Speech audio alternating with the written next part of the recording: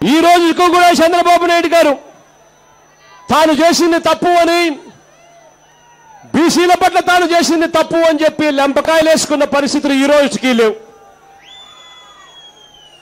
ఇంతటి తప్పులు చేస్తా ఉన్నాడు చంద్రబాబు నాయుడు గారు. నిజంగా బీసీల మీద ప్రేమ ఉన్న వ్యక్తి ఎవరన్నా ఎన్నికల హామీలు నెరవేర్చాలని మత్స్యకారులు అడుగుతుంటే, ఎన్నికల్లో మీరు హామీ ఇచ్చారు, హామీలు నెరవేర్చండి అని చెప్పి మత్స్యకారులు అడుగుతా ఉంటే, ఎవరైనా బీసీల మీద ప్రేమ ఉన్న వ్యక్తి ఆ అడుగుతా ఉన్న మత్స్యకారుల వైపు ఏలెత్తి తోలు తీస్తా ఖబర్దారని చెప్పి ఎవరైనా అంటారా అని అడుగుతా ఉన్నాను మీ అందరి తరపున. నేను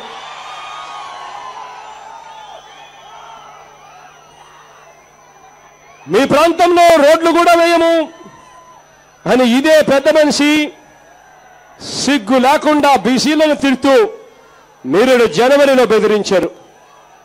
నిరుడు జూన్లో నాయి బ్రాహ్మణులను బెదిరించాడు. కనీస వేతనాలు ఇవ్వండి అని చెప్పి వాళ్ళు పోయి చంద్రబాబు నాయుడు గారిని అడిగితే తోక జాడిస్తే కత్తిరిస్తానంటాడు ఈ పెద్ద మనిషి చంద్రబాబు నాయుడు గారు. ఇదే నాయి బ్రాహ్మణులు ఈ మాదిరిగా బీ కేర్ఫుల్, పిచ్చాడలాడితే సీరియస్ గా ఉంటుంది అంటూ బెదిరిస్తా ఉన్న ఈ వ్యక్తి బీసీల మీద ప్రేమ ఉంది అని అంటే మీరు నమ్ముతారా అని చెప్పి నేను అడుగుతా ఉన్నాను మీ అందరి తరఫున. ఇదే పెద్ద మనిషి చంద్రబాబు నాయుడు గారి గురించి నేను ఒక్కటే అడుగుతా ఉన్నా. చదువుకుంటున్న పిల్లలను, బీసీ పిల్లలకు పూర్తి ఫీజు రీయింబర్స్మెంట్ ఇచ్చి వాళ్ళ చదువులకు ఆదుకోలేని వ్యక్తి వేల కోట్ల రూపాయలతో బీసీలను అభివృద్ధి చేశాను అని చెప్పి నిస్సిగ్గుగా అబద్ధాలు చెప్తే నమ్మగలమా అని అడుగుతా ఉన్నాను మీ అందరి తరపున. నేను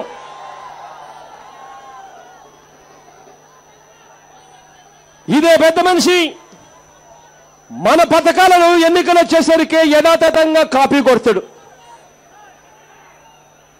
ఎన్నికలు వచ్చేసరికి ఈ పెద్ద మనిషికి కనీసం తను సొంతంగా పథకాలు చెప్పెట్టాలి అన్న ఆలోచన కూడా ఉండదు.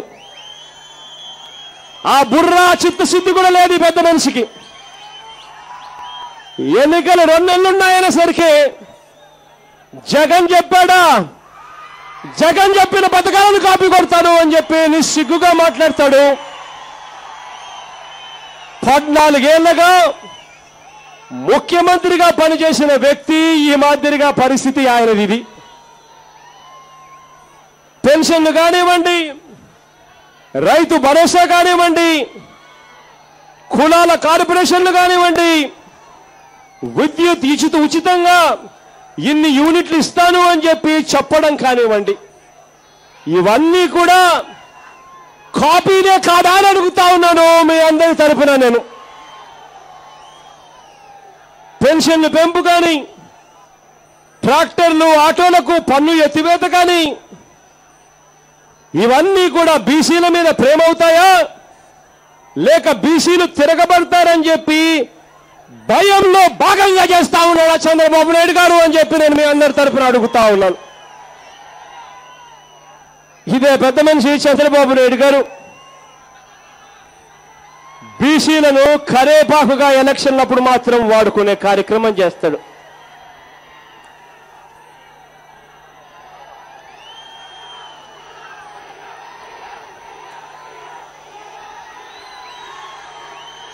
ఇక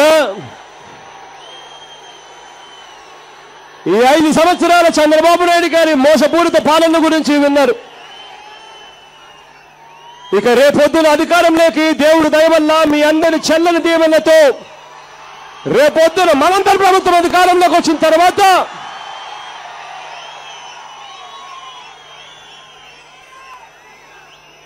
జగన్ అనే నేను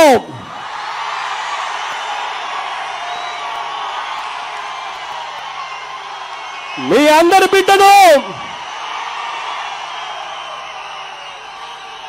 మీకోసం ఏం చేస్తానో ఇవాళ నేను చెప్తాను.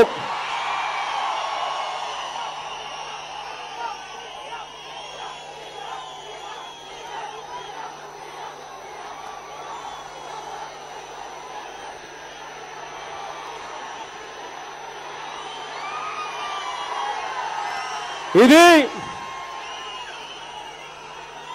చంద్రబాబు నాయుడు గారు బీసీల అభివృద్ధి కోసం తాను ఖర్చు చేసిన నిధులు. ఈ 5 సంవత్సరాలలో ఈయన ఎంత ఖర్చు చేశాడో ఇంత ముందు చెప్పాను. మళ్ళీ ఒక్కసారి నేను ఉటకరిస్తాను. 2014-15లో బీసీల అభివృద్ధి కోసం ఈయన ఖర్చు చేసింది అక్షరాల 1740 కోట్ల రూపాయలు. సంవత్సరానికి 10,000 కోట్ల రూపాయలు ఇస్తాను అని మేనిఫెస్టోలో చెప్పాడు.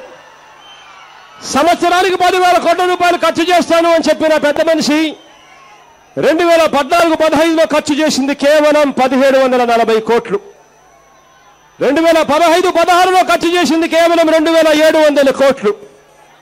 2016-17లో ఖర్చు చేసింది కేవలం 4400 కోట్లు. 2017-18లో ఖర్చు చేసింది కేవలం 4900 కోట్లు. 2018-19లో ఖర్చు చేసింది కేవలం 4730 కోట్లు.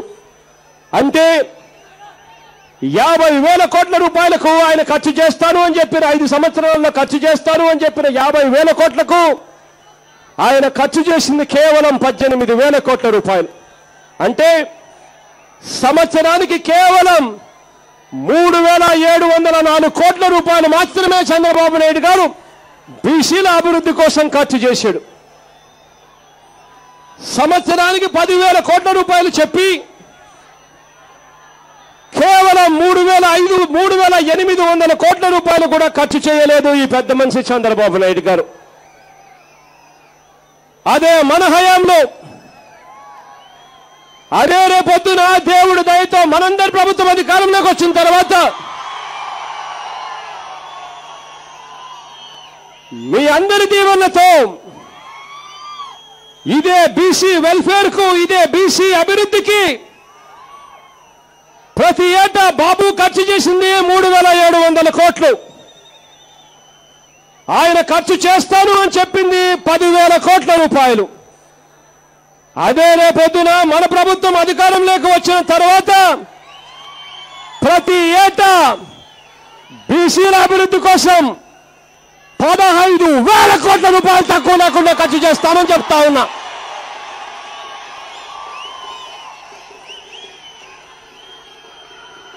ఐదు సంవత్సరాలలో 15,000 ఇంటూ 5 సంవత్సరాలు అక్షరాల 75,000 కోట్ల రూపాయలు బీసీల కొరకు ఖర్చు చేస్తామని చెప్పి హామీ ఇస్తా ఉన్నా, తక్కువ లేకుండా.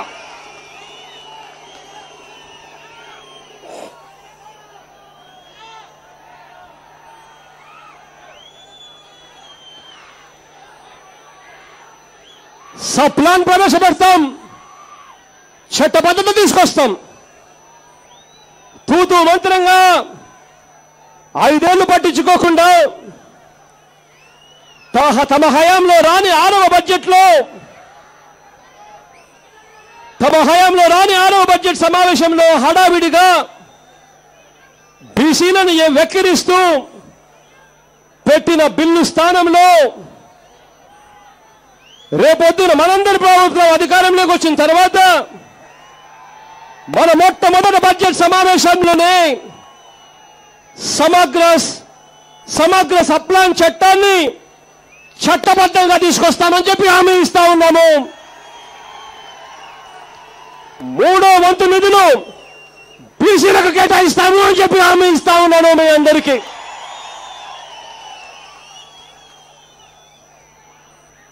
రేపొద్దున దేవుడు ఆశీర్వదించి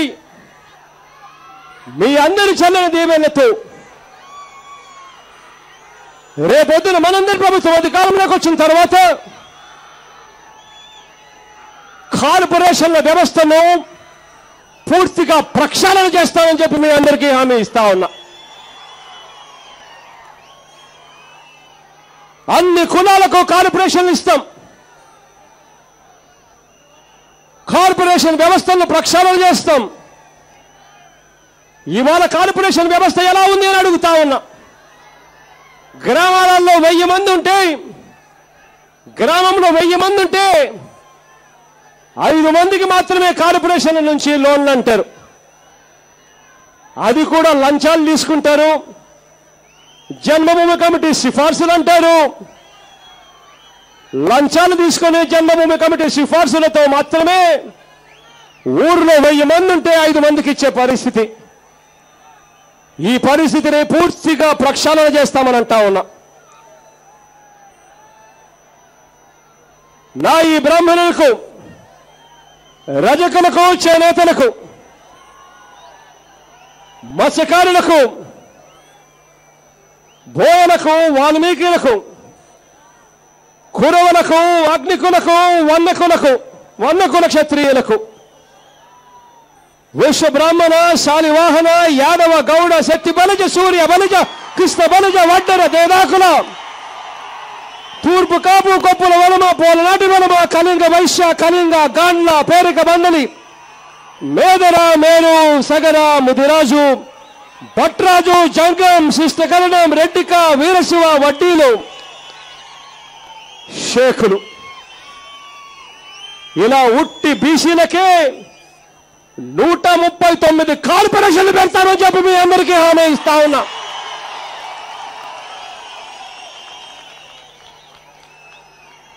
ఇలా అన్ని ఏ ఒక్క సామాజిక వర్గంలోనూ తాము నిర్లక్ష్యానికి గురయ్యాము అనే భావన లేకుండా అందరికీ కార్పొరేషన్లు ఏర్పాటు చేస్తామని చెప్తా ఉన్నా. కార్పొరేషన్లు ఏర్పాటు చేయడమే కాదు, వాటికి అరకొర నిధులు ఇవ్వడం కాదు, ఆ కార్పొరేషన్లు ఏర్పాటు చేసి ఆ కార్పొరేషన్ల ద్వారా పారదర్శకంగా, ట్రాన్స్పరెంట్గా కులంలో ప్రతి అక్కను 45 సంవత్సరాల నుంచి 60 సంవత్సరాలు నిండిన 60 సంవత్సరాల మధ్యలో ఉన్న ప్రతి అక్కకు నేరుగా వాళ్ళ ఇంటి దగ్గరికి వెళ్ళి వాళ్ళ తలుపు తలుతాం. 45 సంవత్సరాల నుంచి 60 సంవత్సరాలు ఉన్న మధ్యలో ఉన్న ప్రతి అక్కకు, ఆ కులంలో ఉన్న ప్రతి అక్కకు ఎవరి దగ్గరికి పోవాల్సిన పనుల, ఎవరి చుట్టూ తిరగాల్సిన పనుల, ఎవరికి లంచాలు ఇవ్వాల్సిన పనుల, నేరుగా గ్రామ వాలంటీర్ మీ ఇంటికే వస్తాడు. వచ్చి ఆ అక్క చేతుల్లో 75,000 రూపాయలు పెడతాడు. అక్క చేతుల్లో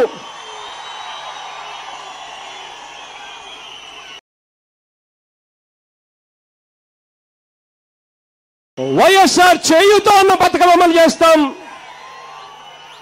4 విడతలుగా ఇస్తాం. ఆ డబ్బులు ఉచితంగా ఇస్తామని చెప్పి హామీ ఇస్తా ఉన్నాను మీ అందరికీ. కార్పొరేషన్లకు ఇంతే ఇస్తాము అని చెప్పి కత్తిరించే కార్యక్రమం చేయం. ఆ కార్పొరేషన్లలో ఆ కులానికి సంబంధించిన జనాభా లెక్కల జనాభా ఎంతైతే ఉంటుందో ఆ ఇళ్లలో 45 ఏళ్ల నుంచి 60 ఏళ్ల వయసులో ఉన్న ప్రతి అక్కకు మేలు జరిగే విధంగా ఎంతైతే డబ్బులు అవసరమైతే ఉంటుందో ఆయా కార్పొరేషన్లకు ఆ మొత్తం తప్పిస్తామని చెప్పి హామీ ఇస్తా ఉన్నా మీ అందరికీ.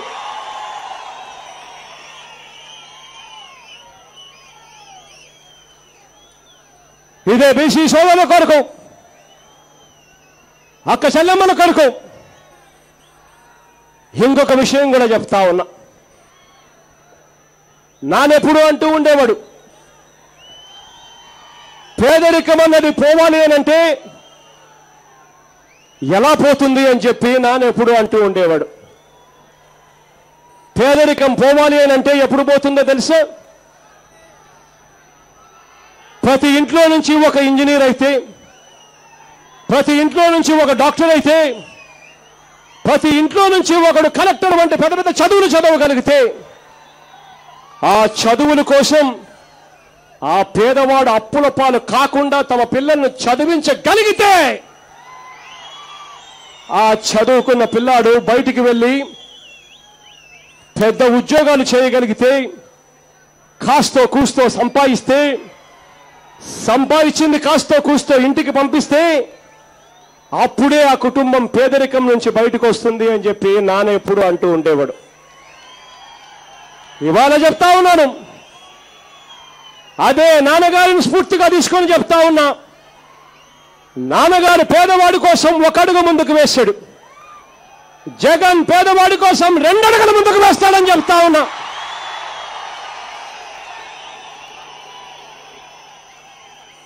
మీ పిల్లల్ని మీరు ఇంజనీరింగ్ చదివిస్తారు, డాక్టర్ చదివిస్తారు, కలెక్టర్ వంటి ఏ చదువులు చదివిస్తారో మీ ఇష్టం. మీరు చదివించండి, ఎన్ని లక్షలు ఖర్చైనా పర్వాలేదు, నేను చదివిస్తాను మీ పిల్లల్ని ఉచితంగా అని చెప్తా ఉన్నాను.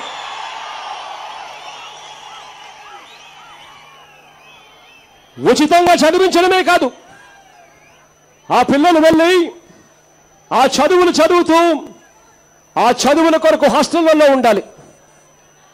ఆ హాస్టల్ ఖర్చుల కోసం, మెస్ ఛార్జీల కోసం ఆ పిల్లలకు కనీసం సంవత్సరానికి 15,000 రూపాయలు ఖర్చు అవుతుంది. ఆ డబ్బులు కూడా ఇవ్వలేని పరిస్థితిలో చాలా మంది తల్లిదండ్రులు ఉన్నారు.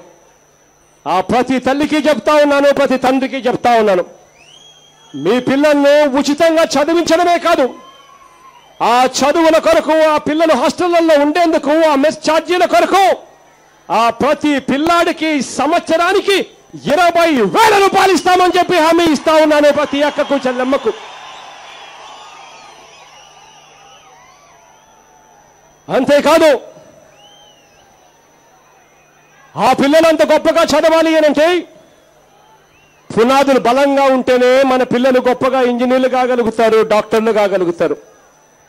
ఆ పునాదులు గొప్పగా గట్టిగా ఉండాలి అనంటే ఇటువంటి చిన్న పిల్లల దగ్గర నుంచి ఆ పునాదులు మొదలవుతాయి.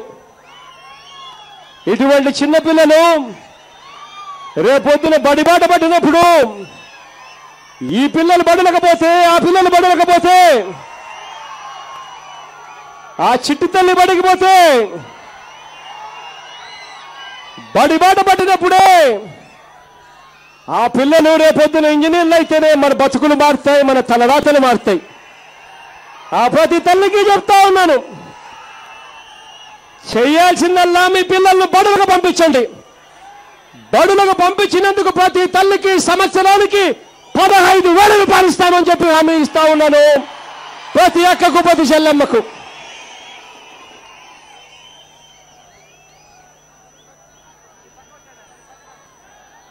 ఒక అడుగు ముందుకు వేస్తూ బీసీని ఎదుర్కొంటా ఉన్న మరో ముఖ్యమైన అంశం గురించి మాట్లాడాలి. ఇవాళ బీసీలు రకరకాల సమస్యలు ఎదుర్కొంటా ఉన్నారు. కులం సర్టిఫికెట్ల దగ్గర నుంచి మొదలు పెడితే గ్రూపుల మార్పిడి వరకు వాళ్ళకున్న సమస్యలు వాళ్ళకున్నాయి. అక్కడి నుంచి మొదలు పెడితే నిజంగా వీళ్ళ సమస్యలు ఎంత దారుణంగా ఉన్నాయి అనంటే, నిజంగా చంద్రబాబు నాయుడు గారి మనిషి లాంటి మనిషిని చూసినప్పుడు ఇంకా ఆ సమస్యలు ఇంకా ఎక్కువగా కనిపిస్తాయి. ఈ మధ్యకాలంలోనే చంద్రబాబు నాయుడు గారు ఎంబీసీల జాబితాను ప్రకటించాడు. మోస్ట్ బ్యాక్వర్డ్ కాస్ట్ ప్రకటన చేశాడు. అందులో 32 కులాలను దాంట్లో పెట్టాడు.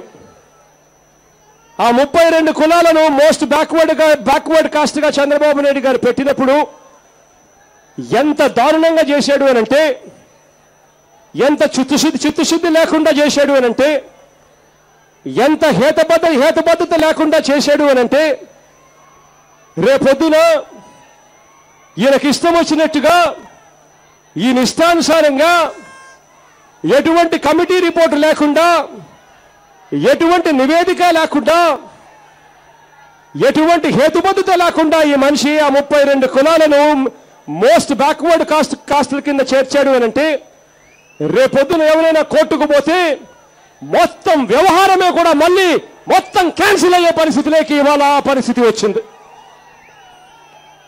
ఇందరి దారుణంగా ఇవాళ బీసీ కులాల పరిస్థితులు ఉన్నాయి. కులం సర్టిఫికెట్ రాదు. కులం సర్టిఫికెట్ కోసం దరఖాస్తు చేసుకొని చంద్రబాబు నాయుడు గారు చుట్టూ తిరగాలి. వాళ్ళకు రావాల్సిన హక్కు వాళ్ళకు రాదు. జన్మభూమి కమిటీల సభ్యుల దగ్గర నుంచి మొదలు పెడితే లంచాలు ఇవ్వడం, ఎమ్మెల్యే దాకా పోవాలి సిఫార్సులు తీసుకుని. ఎమ్మెల్యే దగ్గర నుంచి ఏకంగా మంత్రుల దాకా, కలెక్టర్ల దాకా, చంద్రబాబు నాయుడు దాకా తిరగాల్సి వస్తా ఉంది చుట్టూ. ఈ పరిస్థితిని పూర్తిగా మార్చేస్తానని చెప్పి మీ అందరికీ కూడా హామీ ఇస్తా ఉన్నా.